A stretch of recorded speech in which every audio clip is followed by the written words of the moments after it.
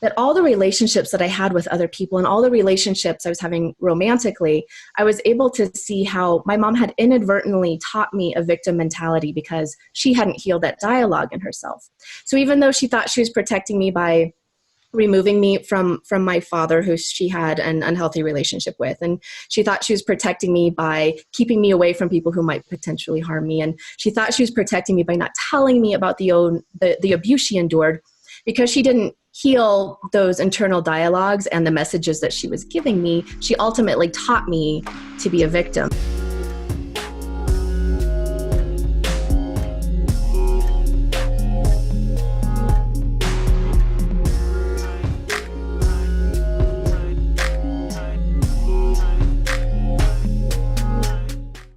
Now, Leah, I understand that you had gone through some hardships of your own, and this is kind of what led you to what you do now. Can you kind of take us through some of those moments and maybe give us the motivation behind your workshops? Yeah, well, there's some things I'm allowed to talk about online and some things I'm not actually even legally able to talk about online. So if I could share everything, every little detail, oh my God, I'd be like, bleh. But in essence, my mom was a single mom. So I didn't really know my dad until I was about 18 years old when I met him for the first time. So when my mom got cancer when I was about 7 years old and was told that she wasn't going to live, it was a very devastating experience because she was the only parent that I knew, the only parent I had ever known. And so there was a shift in my understanding at that point where we kind of did this dance where she had always kind of been my caretaker, but I found even at 7 years old, some of the needs that I had seemed so unreasonable when my mom was being faced with just trying to live. And so my own self-care and my own sense of self became a little bit dismantled through that experience. And then I also came to find out after my mom later passed away when I was 21, so she ultimately ended up living much longer than she was supposed to.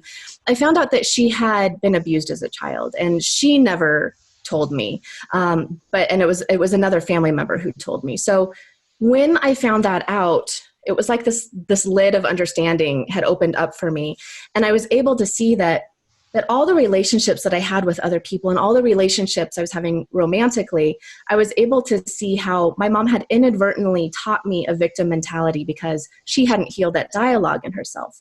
So even though she thought she was protecting me by removing me from my father, who she had an unhealthy relationship with, and she thought she was protecting me by keeping me away from people who might potentially harm me, and she thought she was protecting me by not telling me about the abuse she endured, because she didn't heal those internal dialogues and the messages that she was giving me, she ultimately taught me to be a victim. And so through that experience, it ultimately led me to understanding that if I didn't heal that dialogue within myself, whether I was verbally telling my kids about their own strength and their own power in choosing what they wanted in their life, and all these little things that go into that victim mindset, that if I didn't heal that in myself, I would inadvertently and subconsciously and energetically still be teaching my kids that victim mentality. And so it became so obvious to me that I needed to heal that dialogue in myself.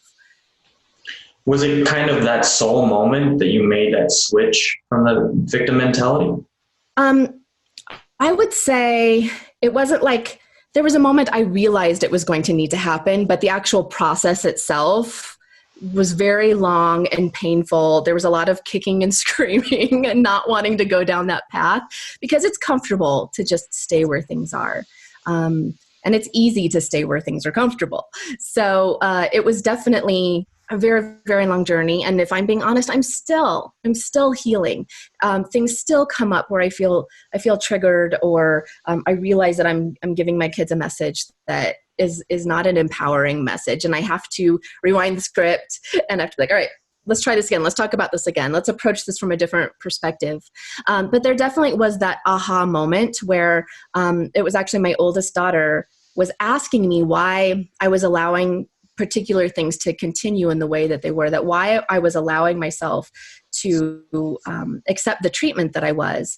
And it was in that moment when a small child is telling you like, hey, you're telling me that I deserve to be treated really well, and now I can see that you're not. So I'm just curious why you're telling me to do it, but you're not showing me that that's what's happening. And I gave her a really lame answer. And as I heard the words coming out of my mouth where I was defending, but then telling her she should never do that, I was just, this isn't going to work. I have to make some changes. So that was the turning point. My daughter.